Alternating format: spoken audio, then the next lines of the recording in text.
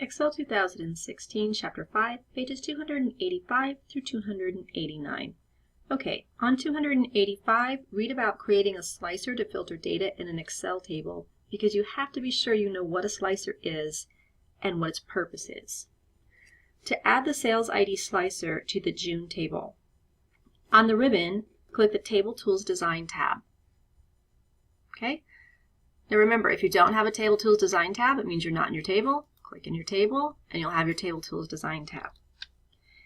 Step number 2, in the Tools group, right there, click the Insert Slicer button, which is right there. The Insert Slicer dialog box opens, listing every available field in all tables in the workbook. You can select any or all of the fields. Step number 3, click the Sales ID checkbox to insert a checkmark, and then click the OK button. The Sales ID slicer appears on the worksheet. All of the slicer buttons are selected, indicating that every Sales ID is included in the table. Drag the Sales ID slicer to the right of the June table, placing its upper left corner in cell G1.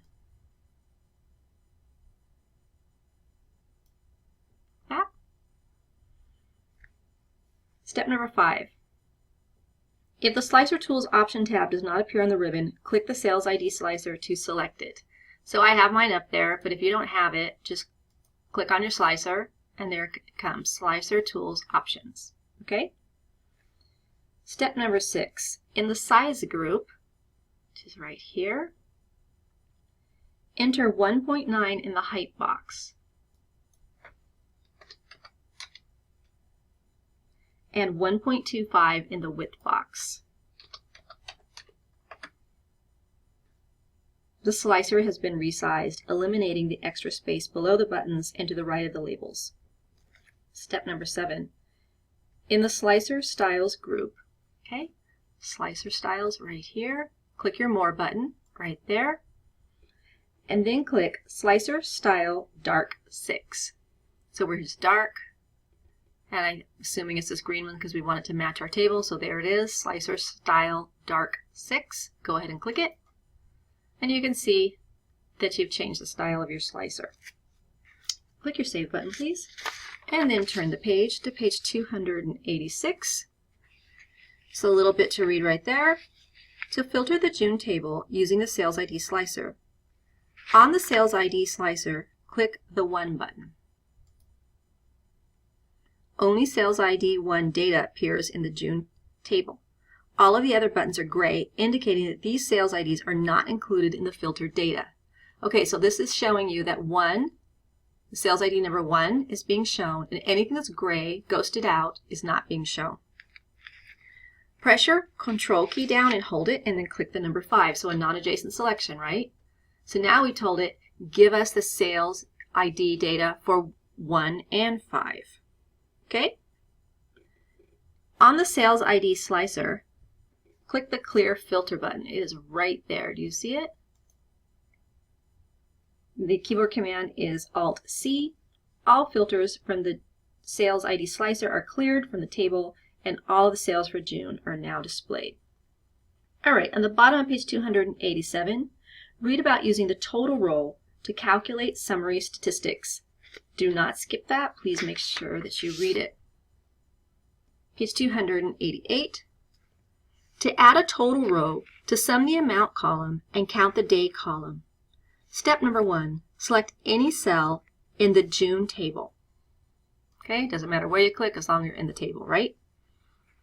On the ribbon, click the Table Tools Design tab. Step number 3, in the Table Style Options group. You see right here where it says Table Style Options? Click the Total Row checkbox to insert a check mark.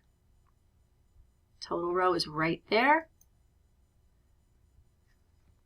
The worksheet scrolls to the end of the table.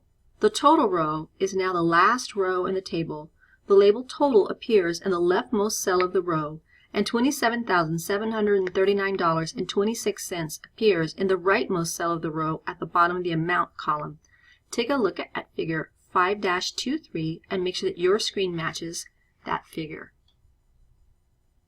Next, you'll use the count function to add the number of records displayed. Click cell B106.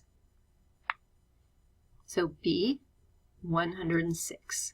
Okay, so you're under the day. It's kind of funny because they told you B, and yet you no longer can see that that's B, but it is right there. And if you weren't sure, you know you can go to your name box and type in whatever cell address they give you and press your enter key, and it's going to take you right to the correct cell. All right.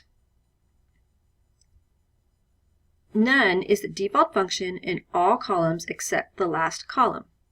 Okay, so there's not, what's saying is these are nothing, and this one has data in it, right? So hit that down pointing arrow and click count. The number 104, which is the number of records, appears in the cell. Okay, that's pretty easy. It's nice you can get a count that fast and that easily. All right, just a little bit to read on page 289.